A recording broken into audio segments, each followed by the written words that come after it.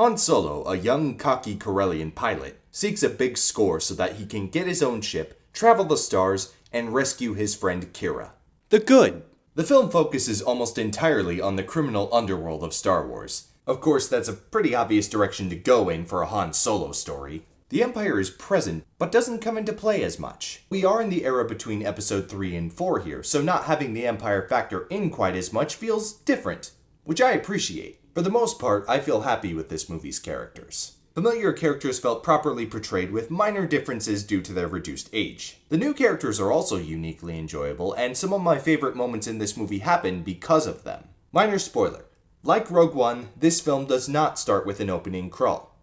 However, expositional text is shown during the "A Long Time Ago" screen in the same font and color. Now we have a method for the spin-off films to have expositional text that is stylistically different from the episode films. I think it's a really good compromise. This movie shows Han Solo coming across several things that create the image of his character.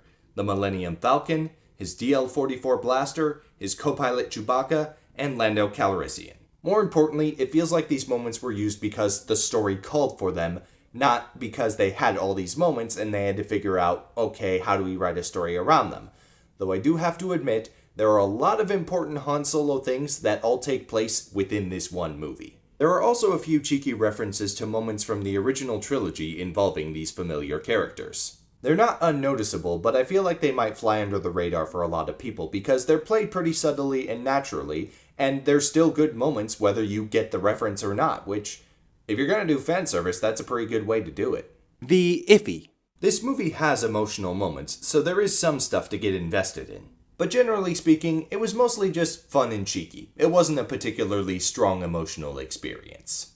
The bad. Some characters that I really enjoyed didn't get as much screen time as I wanted them to, which is a bummer, but it's not my main point. A few characters and informational elements in this film feel either minimally developed or underdeveloped. All key aspects of the story do feel like they were adequately served. It just also feels like a couple of interesting pieces might have gotten lost in the shuffle. The verdict?